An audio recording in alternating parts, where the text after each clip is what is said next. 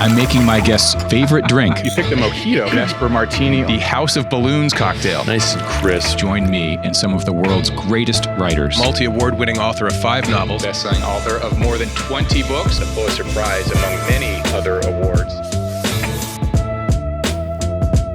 Welcome back to Dedicated. Today we're with Joshua Hammer. He is the author of 6 nonfiction books. These are books that are written in this gripping, novelistic way. The latest is called The Mesopotamian Riddle. This is about this crazy race and competition to decipher the world's oldest language. Another title of Josh's that I love is The Badass Librarians of Timbuktu. If that doesn't make you want to read it, I don't know what will. He's also been a foreign correspondent and has served as bureau chief in Newsweek's various places around the world for Newsweek, including Jerusalem, where he was kidnapped in Gaza in the year 2001. So we've got a lot of different things we're going to chat about with Josh over our Negronis. Josh, welcome. Great to be here, Doug. Thanks. Glad to catch you on your trip in. I think you're currently in Berlin, right? Currently, and for many years now. Yes. Yeah. Let me get these Negronis going, and then I want to dive in. As you know, we kind of start like your early days, how you got into writing, and I know you're a New Yorker. I am. Originally, and went to Horace Mann. Mm-hmm. That's a great school. I remember we were in the city in the early years when my kids were in kindergarten, and everyone has the race to like, what about what schools are what? And Horace Mann is one of those hill schools up in the Bronx that is an exceptional school. Just take the number 1 train up to 242nd and Broadway, and walk up the hill to class. Yeah. That's awesome. I think don't think I've been on that line ever since I graduated, but it's a very vivid memory. Yeah, and then from the hill schools of Horace Mann off to Princeton. Indeed. All right, cum laude. I read. Yeah. Not quite the top, but it was all right, close enough. And an English how major. little work I actually did. Well, and I read also you're an English lit. Yes, English of or course. English lit. English lit. Yeah. So not looking to get back to like Wall Street and a finance job. You were never really thinking about that direction. No, can't say I was. My dad was a journalist, a pretty high, well-respected and well-known journalist for the New York Times, and then as an independent author, and I guess it was kind of in the genes, So you knew right away you're going to be either journalism or some form of writing? Yeah, it was something. Yeah, not necessarily journalism. That came a little later, because like in college I wrote for the Princeton Triangle show, and fancied myself some sort of playwright, but it didn't really pan out. But anyway, thank you. Cheers. I was in the shadow of people like Doug McGrath and other, I don't know if you know the late Doug McGrath, but like really incredibly talented playwrights. Mm-hmm. Journalism ended up being the default option. It was good, yeah. We were just talking about midday drinking here, so we're off and running with this Negroni, which actually tastes kind of scary good right now. Me of my summers, yes. Yeah. So after college, you became a business writer. Well, that was like a long route. That took a while. I went to Japan for the Princeton in Asia program. I traveled the world for a year. That kind of really got me thinking about a career as a foreign correspondent, like actually riding through the Khyber Pass in the early 80s and being, at the time of the Russian-Afghan war, and being right there, on the border. I didn't go in. I could have gone in, but I just, I didn't. But it sort of, I had this foreign correspondent thing, so like almost like a virus kind of in my blood. But it took me another 10 years of being in New York and enjoying New York and working for People magazine, and then being a freelance writer in New York. Publishing, like getting paid by the word? Are you a salaried guy? For People, I was a staff writer. Then I hooked up with a magazine called Manhattan Inc. in the mid-'80s, when it was a big, for like a couple of years, it was run by a brilliant young editor named Jane Amsterdam, and it was the hottest magazine in New York. It really was for a couple of years. It was the era of great magazine writing. It was the peak of Esquire, and GQ was, and Manhattan Inc. was in that, and Vanity Fair as well. Manhattan Inc. was in the same category, really. So there were a couple of great years there, and then veering off to LA, which didn't really work out, and then back to New York for Newsweek, and that began as a business writer. That began my career at Newsweek. And then you became a foreign correspondent. I wrote down the different places. You were in Nairobi, Buenos Aires, Berlin, LA as a foreign correspondent. I guess LA is not foreign. After that, it was a foreign correspondent. It felt like a foreign correspondent job. Yeah, so what does a bureau chief do? So a bureau chief is your foreign. In most of these places, like the first job I had was Nairobi, which was like, it was an unbelievable blast of just, you couldn't imagine a bigger shock than going from, writing business and TV criticism, TV reviews, TV coverage, entertainment world to boom, being planted down in Nairobi as a roving foreign correspondent in a one-man bureau traveling all over Africa. So you're the bureau chief of a bureau of one. Yes, what exactly. About, bureau like, of one. Berlin must have I had a coffee pourer and a secretary. Actually, a guy employed to pour my coffee in the morning. Yes, it was that kind of a life. Vestiges of colonialism, indeed. And a secretary, office manager, and then it was me. So you were basically, nobody at the time really cared about Africa. It was the ultimate backwater. But when I got there, the Somalia crisis had just, you had this, the pursuit of a warlord by American troops in the streets of Mogadishu, which then led to the Black Hawk Down episode, and suddenly Africa was in the news on the front page of the world's newspapers, which was unexpected. I thought. So then were they sending guys your way to say, all right, no, it was just, Josh needs it was just me. All you. It was just me. I mean, I was filing to New York at that time. I was doing a lot of my own writing, but I was also filing stuff to New York. So the big foreign piece, the big pieces about Somalia were done by people like Michael Elliott, and I reported. But that changed. Sort of as I gained more and more confidence, I began to write and report. The Newsweek in those days, the newsweeklies had this division between reporters who filed to New York and the writers who did the writing, who turned it into Newsweekly prose. And I tried to weave the two together, and I had reasonable amount of success doing that. But anyway, with after Somalia came the Rwandan genocide, and it was like literally a segue. No sooner had Somalia died down in, I would say, toward the end of '93, the American soldiers pulled out. Okay, so now Africa's back to being the backwater that we all expected it to be, and we kind of all sort of, headed back, waiting for whatever to cover elephant conservation or whatever, and then boom, the Rwandan genocide happened, and that was really one of the most unbelievable, cataclysmic events of the 20th century. Nobody expected it. It came out, and there was not a lot of coverage, not a lot of people, especially not very many Americans. The Brits were a little more on top of the game, and the French, of course. But so I was one of a handful of Americans who had this slaughter of a million people. So when you write a piece, did it go to Newsweek, or was it out on AP, and everyone's picking up your stuff at that point coming out of there because there's so few Americans on the ground? I mean, there were enough. No, the AP had somebody, and the New York Times and the Washington Post and NPR. I mean, it wasn't uncovered, but it wasn't. There was no internet particularly. There was no. It was. There was not. You were sending report dispatches by satellite back to New York and stuff. So it was a lot more primitive now. And I would say there were maybe six or seven, half a dozen American journalists on this. How does that compare to how they're doing it today? Well, it's a good question. A story like this, I just think on the one hand, there are the legacy media, like you see what happened to the Washington Post and all these national newspapers or powerful local metropolitan newspapers like the LA Times, Chicago Tribune, that would have had people on the periphery or there.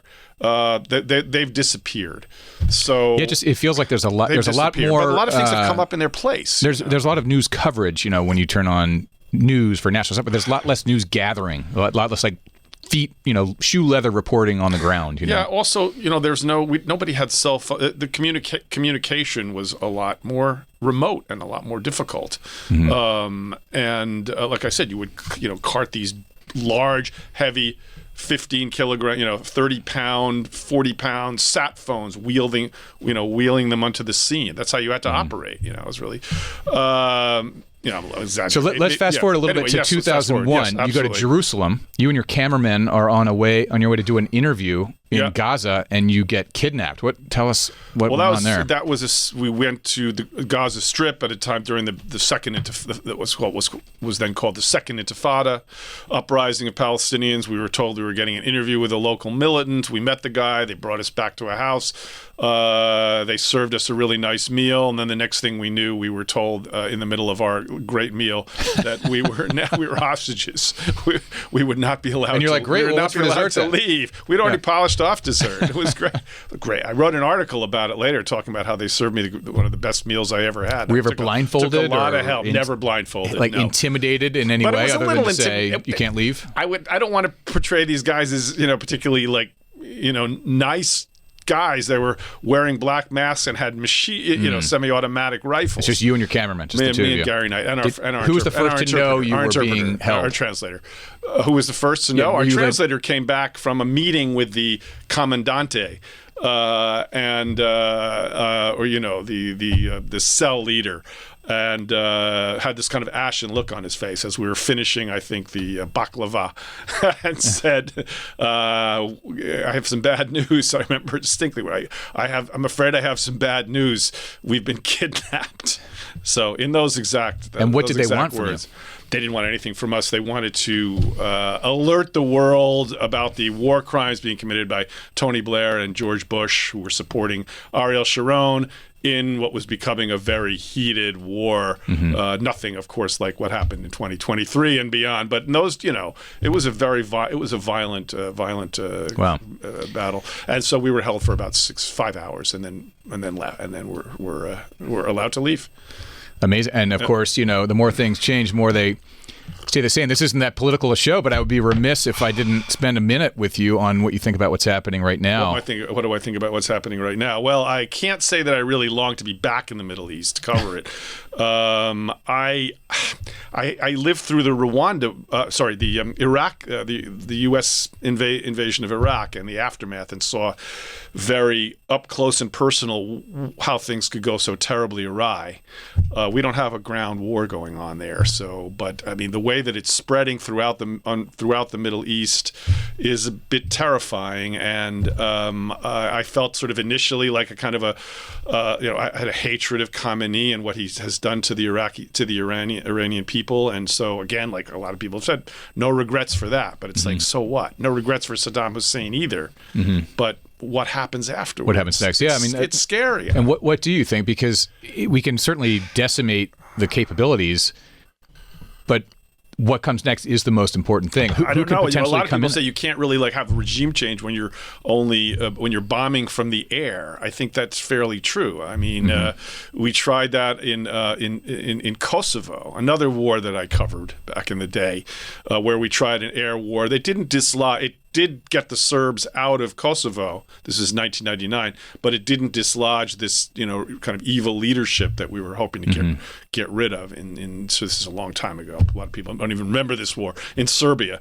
Milosevic ended up, but so there's a limit, I think, of what you can accomplish from the air, right? So let's imagine the bureau chiefs on the ground today. Yeah. With your prior job, are they trying to get in and talk to the highest living Iranian official? I would think everybody wants to get to Tehran. Everybody wants to get to Tehran. So they're that forging in there and trying to have interviews. Because it was like it was in Baghdad and in the run up to the war, in 2003. Like you're plotting and you're planning. How do we get in? So I think a CNN guy crossed over and went into Tehran. So that's object A is I would think. So do you think that the Times and NPR, they want to flood the field there with reporters and try and get on the ground and get stuff? I think so. Or do you stand down for a while? It's a little scary when you have missiles flying, in the numbers that I think they're flying against. And then how do you approach Iran. someone? It's scary as hell, How do you approach the officials in the regime now? Can you call them and say, "Would you meet me?" I don't know, because you often find when a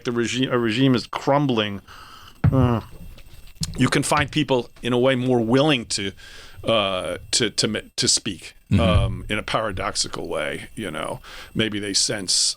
I don't know, but it changes the dynamics a lot. You know, so I wouldn't be surprised if journalists will get to figures within the regime. I don't know Iran. I mean, I've actually never been there, so here I am yakking about the. I kind of feel like I went there, but I went through the book that I just wrote. But I went to the one that existed 2,500 years ago. So back it when it was Persia doesn't quite whatever. count. But so how long were you held captive? I was held captive that time for 5 hours. There's a whole other incident I thought you might ask me about. We won't get into it in Iraq in 2004, where I was held for another photographer and I were held for 9 or 10 hours, and that was a lot scarier. This was I never really felt in danger with these guys. I always felt they just in either event were you blind? In this one I did. The second one I was terrified. I was sure 50% sure I was going to die in the second time. It was so touch and go that I think I still have this sort of PTSD that surges to the surface when I start thinking about it. But this one I can talk about all day. It was like in the other one, did they lighthearted thing? Were there like knives, guns, sort of lots of guns, pressed to you, lots of pistols? Yeah. And I mean, man, it was Iraqi insurgents. Yeah, it was, and with at a time when Fallujah was partly occupied by Al Qaeda. So we didn't even know, like, for a while, who was actually holding us. Are these guys the extremists who are cutting off heads, or are these just not, Iraqi insurgents? And what did they want the second time in they thought Iraq? we were spies. Okay. How did you get freed that time? Well, we got lucky because a Palestinian sort of fixer translator who had very, very close ties to my photographer, had worked with him had came to Fallujah, summoned by an imam to come and vouch for us and say these guys are not CIA. They are, legitimate journalists. I've worked with Robert, but even then it was touch and go. I mean, we had to Okay, he said, okay, we get down on the floor, get in the back, get down on the floor. We don't know if Al Qaeda is wandering around. There are rumors that the rumors are across the city that there are like some foreigners that have been held captive. So they might be searching cars. So we just got to get the hell out of here. So stay low, out of sight, and we'll go. So we were like, our hearts were pounding and the adrenaline was flowing until we got like past the last checkpoint leading out of Fallujah, and then he was like, "Okay, you guys can come up and sit down." He said, "You don't." And he said, "This Palestinian guy was driving us out," and he said, "You don't know how close you came." Wow. Yeah. See, Justin sets up all the cameras here. See how good you have it here? We just like come to SiriusXM. We talk about books and have drinks for a little while. Like you could be.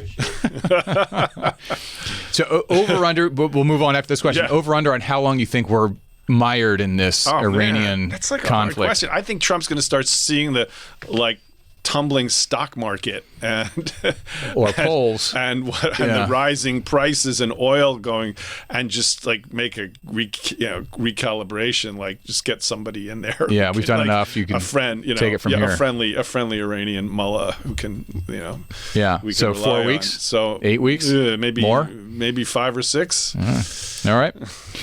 Well, that's an incredible story. But in your time at Newsweek, did you overlap with Jon Meacham? I did very much overlap with Jon. Yeah. Yes. So he was like Jon was like a assistant managing editor. When we got to Jon came out. I was in L.A. Just brief story. I came out. I was in L.A. and Jon was assistant managing editor. He flew out to California because the Reagan Ranch had just opened. And Jon was like a major Ronald Reagan fan.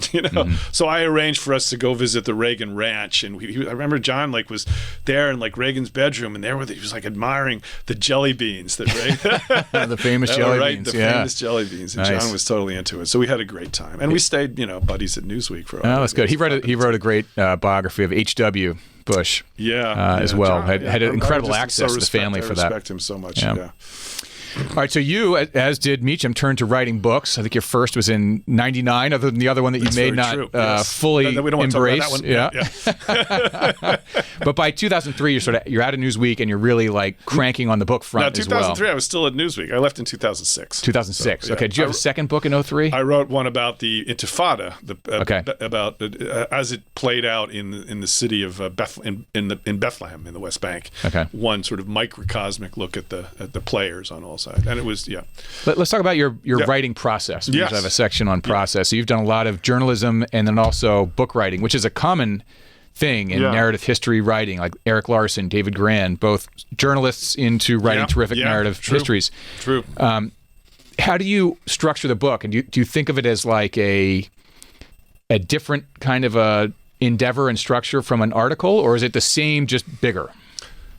Yeah, that's a very good question. In a way, I would say that sort of, believe it or not, working for Newsweek and writing small pieces shortish pieces. They rarely ran more than 2,500 words. Sometimes once in a while I get 3,000-4,000, but that really helps you with structure a lot. And so you almost can.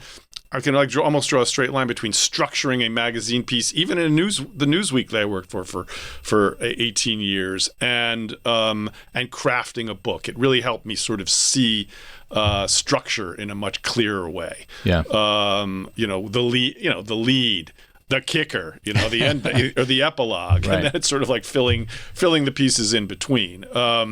Some books that I've done have lent themselves immediately, made it extremely clear. The book I did, The Falcon Thief, came out in 2000, began as a magazine article for Outside. It's like a 6,000-7,000 word Outside magazine article, and I followed the structure of the magazine article pretty much down the line to write the book. Yeah, so I can see how the article version would be almost like slightly like a cousin to the book proposal document. You've got to sort of get the whole gist of what you're doing, and so the audience knows in nonfiction that helped me with the you opening sell a chapter. proposal. The lead that was the 600-word lead became opening, just expanded with far more detail and fleshed out, and scenes and characters became the lead. But it was the lead of the book, chapter 1, right? So, do you have early readers of your drafts of the books? I'm trying to think if I did for this one.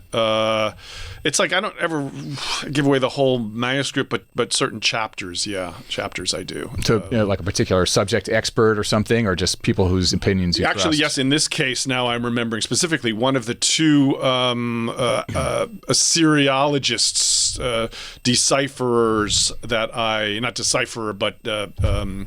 cuneiform experts that I relied on for a lot of material. I did give him a version of the book to just give me I was so at sea, I really didn't know, am I going to make a fool, especially with the elements of decipherment, which is like completely foreign territory for me. It was really challenging to write about, but I needed somebody like that to look, to say, you're like completely. And I guess a lot of this was archival stuff. I mean, all of it was all the archival people stuff. in here are dead. So, I mean, you could talk to a living person about decipherment. It was so great to have a couple of living people to talk to. I can't tell you. Yeah. So what kind of archives did you go into to find? I mean, this is a language that's all this was thousands done of at the years British old. Library. It's an incredible.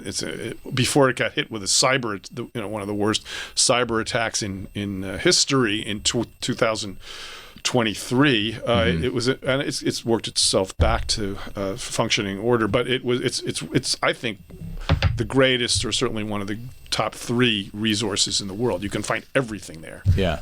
I mean, so that became so that was a great resource. The Royal Asiatic Society was good. The Royal Geographic Society, and a couple of other more minor archives, British Museum. But this was the British Library was the go-to place for like 80% of it. Well, let's talk about this specifically then for a minute. Sure. The Mesopotamian Riddle, which is actually now out in paperback. I see that you've March got 10th. the fancy paperback. One of the things I was struck by that I learned through the book is the irony of you going into, I guess it was the library you're just referencing. You talked to the curator at the British Museum, I guess it was. That was a museum, yeah. And she's like, well, you don't have an Oxford PhD, and you're not the guy to write this book. Was a real bastard. And the irony of that, given the people who are the subject of the book, were not the PhD types either. It's just so amazing. That's very true. Yes, but of course, in this era, you need a PhD. You need established expertise to be able to claim. To claim rights on a story like this. I guess. I mean, it's a deep intellectual story, but you write a ripping narrative. He was angry. He was really, I could just tell. So how did he just turned you away? He wouldn't help you? In dribs and drabs a little bit, and he did point me to just so the audience can you go to do research on this book. Yeah, I didn't have a clue what I was getting, what I was wading into. And you asked for the guy's assistance, and he basically turns you away because you're not an Oxford PhD background type. You're a journalist writing a book. Not only did he do that, but he also threatened to write whatever you write. He said, I have connections at the London Review of Books, and whatever you write, I'm going to write a negative review. Amazing. Amazing. Do you have any idea where this guy is now? Still there, maybe at the British Museum? He's a very prominent figure. Yeah. I hope you sent him a copy of the book. I'm sure he got a copy of the book. I didn't have anything to do with him after that. He did point me to one of the Kevin Cathcart, who is this Irish professor, a Syriologist who I mentioned, I went and saw him in Dublin, and we just hit it off, and he was hugely helpful. The opposite of this guy. So I could call let's him back up anytime. a tiny bit for the audience. So there's this, it's the oldest language in the world. No one's been able to decipher writing in the world. Let's make a distinction between writing and language, right? Okay. Yeah. The oldest writing in the world. No one's been able to decipher the writing of this language all the way through to the 19th century, right? 19th century, like the 1840s. So then, like, a couple people get on to the tail of this thing, and there are 3 different tracks, I think, trying to solve it. And they're like, one and a there's half, like 2 major figures trying to. Yeah. There's one guy, the archaeologist, who's digging up the stuff, and of course he has somewhat of an interest in the act. What does it all mean? I mean, sorry, he's digging it up, but he's not the linguist. There were 2 other characters who rise up at this time to sort of take over. Once the material starts coming out of the ground from 3,000 years ago. And I think neither is like an Oxford PhD type, right? Like one's more of a... No, neither of them has... Well, one has that's not fair. One of them is an Irish pastor who comes from a very intellectual Irish family. And his brother went on to become the Premier of Canada. I mean, these were influential people. He went to Trinity College and he was a real academic. But he ultimately abandoned academics and went into the priesthood, the Anglican priesthood, Irish Church of Ireland. The other guy was a soldier. He just, he loved to solve puzzles. British East India Company in the 1830s headed off to the Far East as a soldier, and just as a side interest, found himself fascinated by antiquity and the ancient writing that he was uncovering on cliffs and on rocks in the middle of the Persian desert, that sort of thing. He became fascinated by this stuff. I was fascinated to learn that one of the techniques in starting to decipher these old languages is to start with proper names. Like if you can identify the name of the gods or the people they're referencing, like that's at least a starting point. That's how hieroglyphics were. That's how they made their first crack in hieroglyphs. It's actually hieroglyphs, not hieroglyphics. Yeah, because they were able to identify the names of kings and compare, because it was a multilingual tablet that they found, the Rosetta Stone, and they could compare the names of the kings written in Greek, which everybody knew, sort of found their way to the parallel characters in Egyptian hieroglyphs, and through that, knowing the name of the king, they could make the phonetic. They could sound out each character, and that's how it all began. That's amazing. You got to start. You start small, and then you build up. You get a few characters, you put in more, you plug them in to the holes, and then it sort of, if you have and then any they luck, have these sort of like in the book. The book, it feels a little bit like a Dan Brown type of thing of like puzzle solving and but they would then have these sort of, I don't know, like a bake off where the 2 guys would come and says it says this, and I was like no, it says this, and right? Then people would debate who has it right. They had a lot of feuds about that. Exactly. Amazing. So it remained a very. The problem with this writing that these guys discovered was it wasn't like the English. It was a mix. First of all, it was a mix. It was a mix of characters that each character made a separate sound. So some of the characters did that.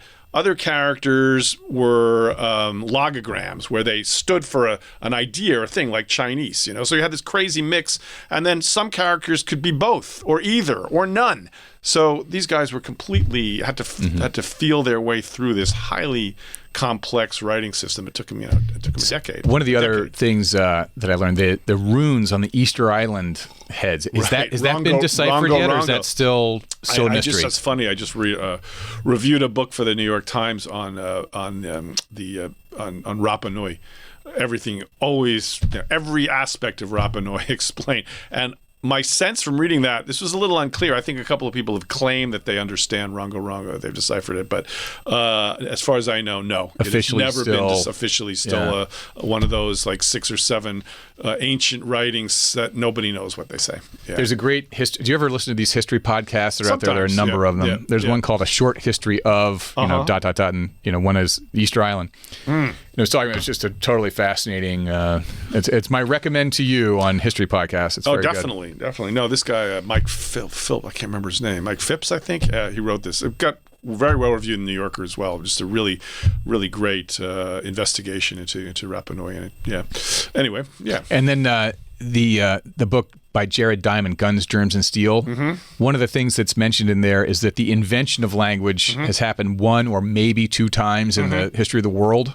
Invention of writing or language? I think language. Really? Okay. Yeah. Well, that's a question. I think it's right. I think it's writing. I think it's right. Written language. Writing was invented like in several different places, pretty much all around the same time, like around 3000 BC. You know, you see in the what's the name of the language you're discussing in this book? It's called Akkadian, but what it is, it's the language that they spoke in Babylon and Assyria, which was this like vast empire that really dominated much of the world in beginning in about, well, I guess the golden age of Assyria was from about 850 BC to 612 BC, when it was basically wiped off the map. And how much surviving samples of this language? Of the writing is there? There's quite a bit, actually. Is it on clay there's or a huge like amount? Actually, no, there's a huge amount, actually, but it was not. It was all underground, you know. It had been like the empire had been destroyed. These giant mounds formed over the ruins of the empire. Desolate part of the world. Very few Westerners ever went there. Layard, the archaeologist I follow in the book, found these mounds and began digging. He was like the first guy in one of the first in 1846, and discovered the ruins of this hidden, you know, ancient, powerful empire and all of the writing. You know, over the next like 10 years, they found, first of all, the writing on the Rosetta walls of the the palaces. Right, the kings all wrote their annals on the walls of the palaces, and those were intact, right, in stone. And then they would stumble across these libraries where there were just piles of clay tablets with the same stuff written in even more detail and more minutely. So there was just and they just kept sending this stuff off through Baghdad by raft, and then it would go from Baghdad to the British Museum, and there was a French guy who was doing the same thing for the Louvre for a while. The Louvre and the British Museum had a fierce competition over this stuff. So where's the Rosetta Stone today? Rosetta Stone is in the British Museum. Okay. Yeah, it's like the first thing when you walk into the Egyptian. There's like one wing that is on the ground floor, devoted to Egyptian and Assyrian stuff. And the first thing you come to, which always has a crowd around it, is the Rosetta Stone. Is it behind bulletproof glass? It's behind glass. Yeah. How big is it? It's I don't know, maybe about 3 feet high or so. It's mounted on a inside a case, right? So like maybe 3 feet by 2 feet or something, kind of in a regular shape. Like a marble, or is it like black marble? Black marble. I pictured it white for some reason. No, it's black. It's gray black. Yeah. It's pretty cool, and obviously it has this incredible eternal fascination, because there was if you want to, where's the Rosetta Stone? Oh, look at that crowd over there. There's like an eternal crowd of at least 30. Every time I go to the British Museum, it's what people want to see. And then you go a little bit behind it, and then you enter the Assyrian wing, which is not quite the same, doesn't have quite the same popularity, but it's so wild and crazy. I spent a lot of time like looking at the Assyrian stuff, because it was like, wow, this is like history come to life. Layered. I spent months like reading the guy's memoirs about him out there in the Iraqi desert, chiseling away this stuff, putting it on rafts, carrying it around the world by ship, and there it is. It all ended up in this spot right here, And the Rosetta Stone dates to what? Rosetta Stone dates to about 200 BC, I believe. Yeah. 200 BC. Not that old. I mean, it was sort of like toward the end of the era of the pharaohs, right? Yeah. 200 BC. So, but it's which is how it sort of catches the crossover into Greek, and exactly, which is exactly because I think, as I remember, Egypt was a Greek colony at that time, and so everything that was written, all the proclamations, had to be written in ancient Greek, and then hieroglyphs, and a third writing called Demotic, which was basically just hieroglyphs but done in a shorthand, like for the ordinary. The hieroglyphs were considered so ornate and so that they were reserved for the pharaoh and the priests, but the language could also be written in a shorthand, and that was the third writing system of the Rosetta Stone. So they didn't care that much about the Demotic, but really what they did was they had the two parallel texts of the ancient Greek, which people were still knew, right? Ancient Greek had never been lost. People continued to teach it in schools. Every English schoolboy and French schoolboy, public schoolboy could read Greek. So once they had the Greek together fortuitously with the hieroglyphs, they could begin to figure out what the hieroglyphs Well, I love said. it's such a cool story. You bring it back to life, and of course, the book has the two-phase thing because you have this ancient stuff and then this 19th century, contest around it, and it's just so it's got layers, which is a really fun way to go at it. So what is next for you? Man, I wish you wouldn't ask that. I wouldn't have asked that question. I'm just in one of these lulls. Were you loving Unlike Berlin? you, Doug. I've been in a year and a half search for the next thing. It's tough. It's a tough period. I mean, I do recall that after I finished my book, The Badass Librarians of Timbuktu, I had a similar. In fact, both. No, actually, that one, I came up with a new book idea almost pretty quickly in that one. Well, what is your It was the strategy for second. finding? I don't have a visit strategy. museums or no, it's I don't know. I wish I had a strategy. If you care to share one, yeah, I'm all ears. So I'm working on one know. now, and Yeah. it's going to be the third of a trilogy, and so that's going to wrap up a 3-year. More than 10-year process when I'm done, and it's going to take me 2 or 3 more years to finish this book. So this is a problem. Yeah, this is borrowed worry, but I've been imagining what I'll do at the end as I sort of let go of this trilogy. I think I'll go visit a bunch of museums and travel and try and, or maybe at the end of the 3 years, something will have already sort of popped in there to be the next thing. But I'll tell you what I know doesn't work: sitting on your couch, watching soccer. Jimmy Kimmel, and then scrolling through Facebook video shorts. That's not. You can do that for that's hours. Not a plan that does for not success. work. Doesn't work. Yeah.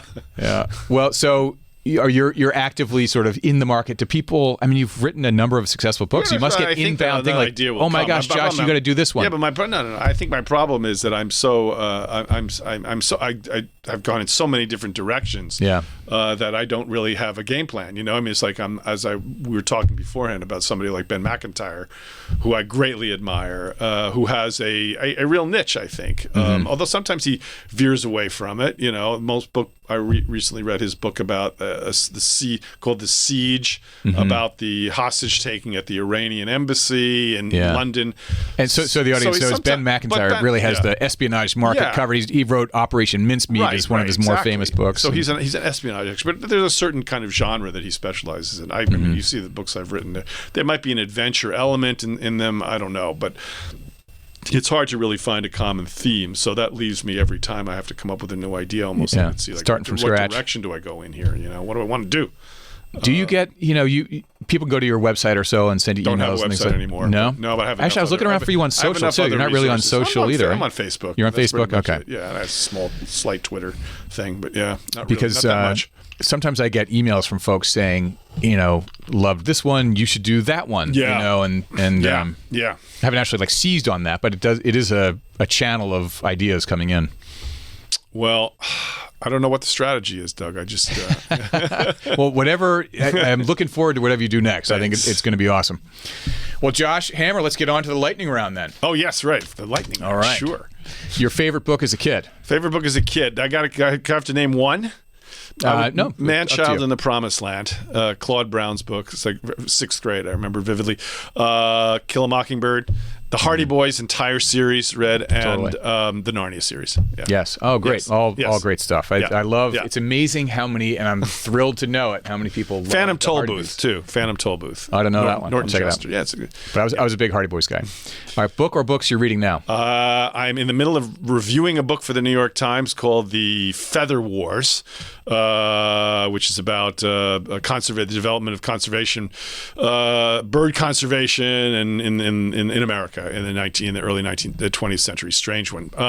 But as far as books, I'm in the middle of reading. I just finished Ben McIntyre's book, and the Siege, and I'm in the middle of reading a book called We Hold the Dead Close, which is a very eerie nonfiction book about a murder at Harvard committed in the late 1960s, and a young Harvard grad who becomes obsessed by the case and never solved, and begins to investigate it on her own. It's after 50 years of dormancy. It's a enthralling book. Wow. Yeah. That sounds. Yeah.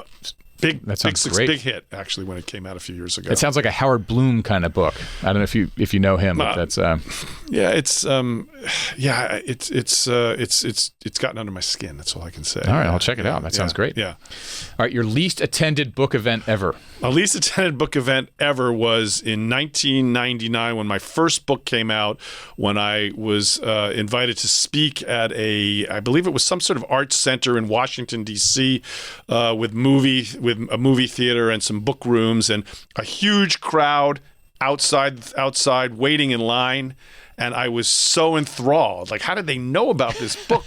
This is so incredible. I'm so touched. And discovered, in fact, they were all waiting for a movie. I think it was Citizen Kane. Went down to the basement. My mom was sitting there alone in the room. So that was number one. Had a couple of others. One thing, knocked out in Chicago by a blizzard. But that was just you and your mom. That's just nice. Me and my kind mom. of a sweet moment, Yes. Oh, that's funny. Well, we've all been there for sure. All right, so you are currently living in Berlin. Correct. What is the best thing about being an expat? One of the best things is its proximity to everywhere else cool to go in Europe. I mean, I can be on a plane in an hour, 20 minutes. I'm in London, as I was last week, or to Paris, or Amsterdam, where my son is studying, or, a 2-hour I could be getting my car. Takes a long while, but we can be in Tuscany in a day and a half, So that's cool. That's really great. If you're a Europeophile. Like do you generally fly over train? Because you can also get a Eurail thing. Trains. Bop around. I've done trains, but mostly I fly. It's just so easy to do. Gosh, it's like up and down. It's like easier than going to Miami from New York. It's like exactly. It's an hour to Paris. I mean, amazing. Yeah. So I'll go visit friends for a weekend, whatever. So I love that. Cost of living in Berlin is great compared to the United States and the rest of Western Europe, and just sort of, I think it's just like the challenge of living in a foreign country and the language. But you were just saying before we got going, you want to see the play Operation Mincemeat. It's like a third of the price over in London. London, and the theater prices on too. You're right, absolutely. All right, the worst thing about being an expat. The worst thing is, I don't know. For me, it's just there's always a bit of a sense of being an outsider. You're always like a little bit of an. Do you have a little expat community there in Berlin? Yeah, here and there, like scattered around. Not like in a real circle of friends, but most of my friends tend to be expats, except for the. Like if there's a Yankees game and they're in the World Series, would you get together or watch the Super Bowl over there? I would watch it, but I would watch it with my son, who's a baseball fan and a football fan. Yeah, no, I mean I miss that. I miss the writing community, people who kind of really get what I do. There's not too many there, and I find it sometimes like aggravating and difficult to have to deal with the most mundane tasks, like getting my washing machine repaired in German. So there's some downsides. How is your German, by the way? I can get by. I can deal with a washing machine guy. Barely. Order in a restaurant, get the machine fixed. That's okay. Yes. All right. As a former you were at Newsweek back when it was a thing, when it was a big deal. It was. What's the future of the print magazine business? Bleak. To sum it up in one word. Sum it up. Yeah. I mean, I just spent a couple of days in Washington talking to people in the industry down there, getting the finger on the pulse, and I wasn't hearing great things. I mean, from both editors and from freelance writers who have been trying. So for a magazine like the struggle, a magazine like People Magazine, how much of their revenue is coming from the print versus digital? I don't know about People or like an average magazine. They must all have an online presence. That's a really good question. I just don't know the economics of it all. I think that. I just think that certainly newsstands are dead, right? Subscriptions are not many people are facing like drastic. I can't name names, but I mean, but publications are facing like drastic drops in revenue. It's like staggering. Staggering. So it's hard to imagine the viability of certain of places that we, legacy media that we grew up with. I would imagine that in 5 years it's over. Or like we whittle down to certainly a handful digital, of a couple of print. Digital. I think print's gone. Yeah. I think so. 5 years. I still love holding a magazine. Like I love it too. I do not read Kindle. I do not. I read all my books. I buy the hardcovers. Right. Same. Sometimes I buy the hardcovers. Sometimes I buy the paperbacks. But there's something about the tactile experience and of book reading that I just love it. And with magazines too. I get, even though it costs me a fortune, I get the New Yorker delivered to my door every week. And I just think first of all, it forces me to read the entire magazine because I've got it in my hand. Yeah. Whereas a lot of stuff, when it goes to digital, it's sort of easier to forget, Yeah. Well, you got to go find it. So there's no element of discovery, like turning the page, like, I wouldn't have turned that, but there it is. I stack up my New Yorkers. Sometimes I go like a month without reading, but then boom, like I'll go on a long trip somewhere, and that'll be my time to go through, make my way through 4 New Yorkers, and it's like paradise for me. Yeah. Yeah. We actually still got the papers delivered, the physical paper. Favorite few. This actually should be interesting coming from you as a Berlin resident. You might be getting different shows. Your favorite few recent TV shows to recommend. We get all the same stuff. But I'm happy to say that after years of frustration, HBO finally made itself available in Germany. It's still not available in the UK. So there's a lot of Europeans infighting going on about contracts and stuff. It's kept HBO Max out of Europe until really just now. I'm not a huge series watcher. I was just having this discussion with my sister before about this very question. And but I would say, like everybody else, I really love The Pit. That's like the show over the last year that I've gotten quite. I have made it a point to watch every single episode. I love the show Black Mirror. It's very erratic. It doesn't come on sometimes a couple of years go by, there's no Black Mirror, but I've seen every single episode. And I think I like that kind of TV because each one is a standalone episode. It's hard for me to commit the time to watch a developing series. Often if it doesn't, like, maybe my attention span is shorter, but if it doesn't grab me within like 3 or 4 episodes entirely, enthrall me like The Americans, then I drop it. That's an amazing show. Matthew Rhys. Yeah, of course. I love that. It's the most underrated show. Ever. It's great. I think it's underrated. I don't know. I'm not sure. It's got good accolades, but not like I Breaking think it was Bad it belongs in that conversation, I think. I would rather just like sit and rewatch The Sopranos for the 4th time than like get into a new series. Well, we were hoping you'd like give us one that was so we didn't have to watch The Sopranos. Sorry to be so retro, again. but I mean, it's the Sopranos best ever. Great, and it holds up. By the way, I did rewatch that with our kids. I'm trying to get my 13-year-old son to start watching. It's amazing. So here we are in 2026. You could watch it from 1999. So it's 27 years old. If you went to watch something from like 1972 and 1996, it would not hold up. It was a revolutionary show. It changed everything. Yeah. All right, last question for Josh Hammer. By the way, Josh or Joshua? Well, Joshua Byline. Joshua. Byline, okay. And then Josh, like you and I are. Because there's another Josh Hammer out there who's like a much angrier guy much angrier guy. I have my anger issues, but not his anger issues. But, I try to draw the distinction. Certainly, I make sure to draw the distinction. Yeah, just so the audience knows. We've got the nice Josh Hammer here today. Last question. One piece of advice for the audience. One piece of advice. Well, I said it in passing in our conversation, but I would say, like, work on the attention span, people. Do not do the Facebook video scroll. Avoid stay away from your phone when you can, because I just think this insidious, creeping lack of attention that we all have is like going to be the death of us, And it is. I mean, these devices we have are wonderful things, but I can see it in myself, So I make sure to read prodigiously and try to stay. And that's a chore. Reading, keeping that focus is a chore, but I find it sort of just generally improves my mental health and my general state of tranquility to read rather than avoid, the momentary dopamine blasts of the internet. I totally agree. Well, Josh, great to see you. Thanks for coming in. Thanks, Doug. Thanks for having me. It's great.